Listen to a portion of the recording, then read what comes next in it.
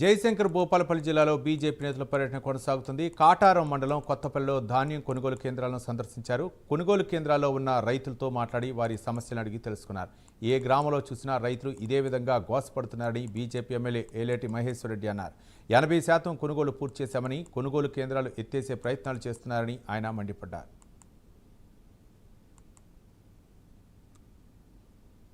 2 నెలల నుంచి ఈ కసాయి కాంగ్రెస్ ప్రభుత్వం, రైతు వ్యతిరేక ప్రభుత్వం 2 నెలల నుంచి ఎన్నోసార్లు మొరబెడుతున్నాం. ఆల్ డిపార్ట్మెంట్స్కు, ముఖ్యమంత్రి గారికి, మంత్రులకు. 2 నెలల నుంచి రైతులు వాళ్ళు కష్టపడి 3 నెలలు పంట పండిస్తే ఈరోజు 2 నెలలు కల్లారాలు ఉండే పరిస్థితి. గన్ని బ్యాగులు లేవు, లారీలు లేవు, అమాలీలు లేవు, ఎటువంటి సౌకర్యాలు లేవు.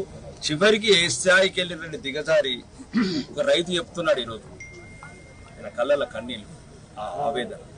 ఇంట్లో అప్పుల పాలు చేసి వరి పండించుకున్నాము, పిల్లల చదువుకు, ఇంటి ఖర్చులకు డబ్బులు లేవు, ఎప్పుడు కొంటారు, ఎప్పుడు ఇస్తారని ఆయన ఏదో ఒక రకంగా ఇది ప్రజాపాలన, ఒక చిన్న పదం ఏదో రైతు తన కోసుకోనంటే కాంగ్రెస్ గుండాలు ఇష్టమని వచ్చినట్టు ఒళ్ళు వాళ్ళు కొట్టడం. ఆయన కన్న తల్లి 100 సంవత్సరాలు అంటే చివరికి కాంగ్రెస్ గుండాలు వేసి చేస్తారంటే రైతులకు న్యాయం చేసేందుకు ఒక ప్రజాకార గుండాల్లాగా తయారయ్యారు.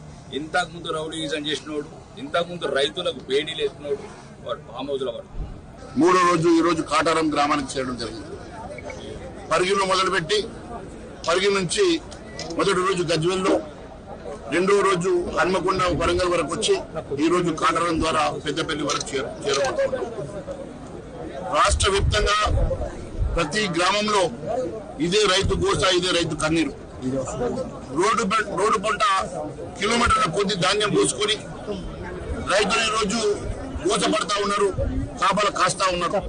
వర్షాలకు భయపడి అకాల వర్షాలు వస్తూ ఉంటే ధాన్యం కాపాడుకోలేక మాయిస్టర్ పేరు మీద వీరు 1 రోజులు 2 నెలల రోజులు మరి పడిగాపలు కాయిస్తూ రైతుల్ని బాధ పెడుతున్నటువంటి సంగతి కళ్ళారా చూస్తున్నాం. ఎక్కడ పోయినా రైతు ఇదే బాధ చెప్తా ఉన్నాడు.